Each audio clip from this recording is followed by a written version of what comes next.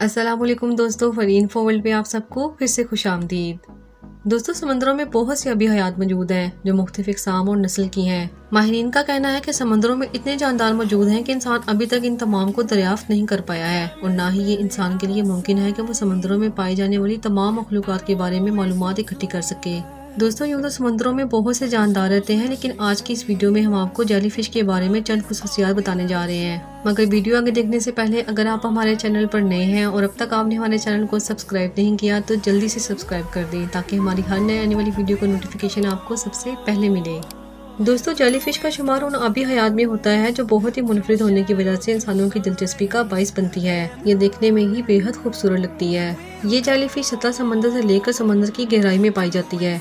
माहिरीन के मुताबिक जेलीफिश मछली की मुकम्मल खुसूसियात तो नहीं रखती, लेकिन इसके बावजूद इसको जेलीफिश ही कहा जाता है। जेलीफिश का जिस्म एक कपनुमा शेप, जिसे बेल कहा जाता है, और लंबी ट्यूबनुमा धागों जिनको टेंटिकल्स कहा जाता है, इन पर मुश्तमिल होती है। इन टेंटिकल्स के अंदर बहुत से जहरीले सेल्स मौजूद होते हैं और इसी जहर को दुश्मन को मारने के लिए जेलीफिश इस जहर का इस्तेमाल करती है और अपना तहफ़्फ़ुज़ करती है। दोस्तों, जेलीफिश अपनी हिफाजत के बारे में बहुत ही चालाक होती है और बाज़ जेलीफिश में ये खुसूसियत भी मौजूद है कि वो अपने जिस्म के अंदर लाइट प्रोड्यूस कर सकती है, जिसकी मदद से ये पानी में ग्लो करती है और दूसरे जानदार इसका शिकार करने से डरते हैं। इनका नाम जेलीफिश इसलिए भी रखा गया है क्योंकि इनका जिस्म जेली की तरह के मवाद से बना हुआ होता है। इनमें रीढ़ की हड्डी भी मौजूद नहीं होती, जिसकी वजह से इनको बाज़ का जेलीज भी कहा जाता है। दोस्तों, जेलीफिश 98% पानी की बनी हुई होती है और पूरी दुनिया में इस वक्त इनकी 85 से भी ज़्यादा इक़साम मौजूद हैं। हैरानकुन बात यह है कि इस मछली का ना तो दिमाग होता है और ना ही हाजमे का कोई खास सिस्टम, मगर इसके बावजूद ये मछली सारा दिन खाना खाती है। इस मछली में ना तो खून मौजूद होता है और ना ही इसकी आंखें होती हैं। दोस्तों, जेलीफिश की खास बात ये भी है कि ये अपनी लाइफ को रिवर्स भी कर सकती है।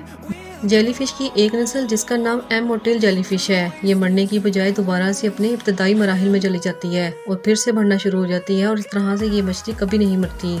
दोस्तों, तमाम जेलीफिश भी जहरीली नहीं होती, मगर इनमें से बाद जो जहरीली हैं उनमें बहुत ज़्यादा जहर पाया जाता है जो इंसान के लिए जानलेवा भी साबित हो सकता है। अगर जेलीफिश किसी इंसान को काट ले तो नमक वाले या गर्म पानी से मुतासरा जगह को बार बार धोकर इस जहर की जलन को कम किया जा सकता है। दोस्तों, अगर आप भी तैराकी के शौकीन हैं और दौरान तैराकी आपको जेलीफिश नजर आए तो वहाँ से आपके लिए भाग जाना ही बेहतर है, क्योंकि इस मछली का काटना आपके लिए बहुत ही खतरनाक साबित हो सकता है। अगर आपको हमारी आज की वीडियो अच्छी लगी तो इसे लाइक करना और शेयर करना मत भूलें। फिर हाजिर होंगे एक नई वीडियो के साथ, तब तक के लिए अल्लाह हाफिज।